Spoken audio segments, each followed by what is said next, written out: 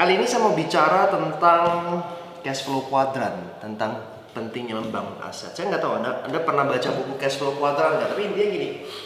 Jadi di buku tersebut Robert Kiyosaki dia bicara bahwa ada 4 kuadran. Jadi orang dapat penghasilan dari 4 cara. Sebagai seorang karyawan, employee, ya kita dapat gaji. Kemudian sebagai self employee, kita bekerja untuk diri sendiri, kita buka toko. Kemudian kita profesional sebagai aktor, artis, penyanyi, kita pelukis, seniman, itu semuanya di self employee. Intinya kita menggunakan keahlian kita untuk mendapatkan penghasilan. Yang ketiga adalah sebagai seorang business owner, pemilik perusahaan bersistem. Kita gajiin orang-orang profesional untuk mengelola bisnis kita, itu juga termasuk business owner. Atau kita punya franchise, kita beli franchise atau kita jual franchise kita, nah itu juga termasuk business owner. Dan terakhir adalah investor, menggunakan duit untuk mendapatkan penghasilan lagi. Nah, Robert bilang bahwa 4 cara ini nggak ada yang salah, semuanya bisa menghasilkan banyak uang. Bahkan kita sebagai seorang karyawan pun, saya melihat beberapa teman saya, mereka secara uang mereka nggak berkekurangan, mereka mendapatkan penghasilan besar sekali di kantor mereka gitu. Bahkan ada orang yang punya gaji sampai 100 jutaan per bulan. Apalagi sebagai self employed menggunakan keahlian, nah itu udah banyak sekali kita lihat bahwa orang-orang bisa dapat banyak uang. Oke, intinya tidak jadi masalah. Yang jadi masalah adalah sifat penghasilannya. Kalau di kuadran sebelah kiri, itu sifat penghasilannya itu adalah aktif. Artinya Anda harus kerja baru dapat uang. Nah, ini uangnya kita pakai untuk rencana masa depan kan, untuk ya banyak lah yang kita bisa pakai gitu. Nah, masalahnya adalah untuk bisa dapat uang ini kita harus kerja terus. Ini problem. Kenapa? Karena kita ini punya keterbatasan. Oke? Karena apa? Faktor usia dan faktor kesehatan. Nah, kalau kita bicara soal faktor usia, oke lah. Oh, saya masih umur 20-an tahun. Orang tidak produktif kan rata-rata pensiunan itu kan 65 tahun atau 70 tahun nggak bisa kerja lagi. Saya masih 20 tahun, artinya saya masih punya waktu yang cukup panjang. Jadi kejar duit dulu. Oke, kalau bicara soal usia. Tapi kalau bicara soal kesehatan gimana? Orang yang umur 20-an tahun saja itu bisa kena penyakit yang cukup parah.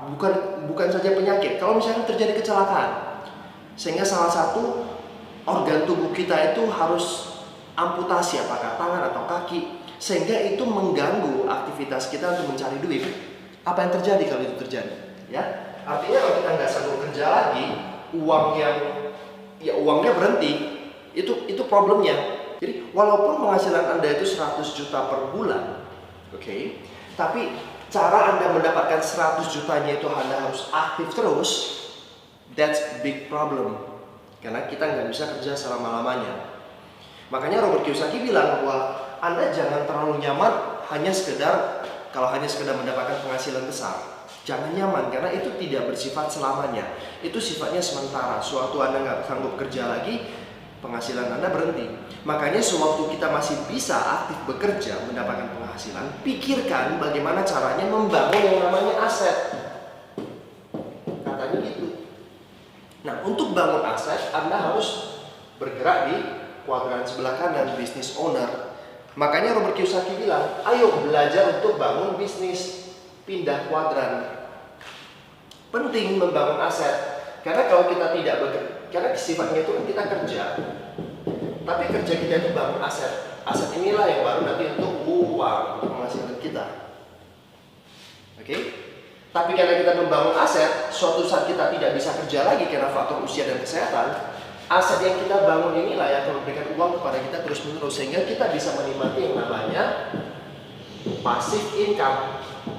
Nah, waktu saya baca buku Cash Flow Quadrant, saya tertarik sekali dengan konsep passive income, karena saya ini melihat bahwa kita ini manusia, suatu saat dalam hidup kita, suatu saat pasti kita butuh yang namanya passive income, karena kita nggak bisa kerja lagi. Nah, passive income itu bagaimana caranya?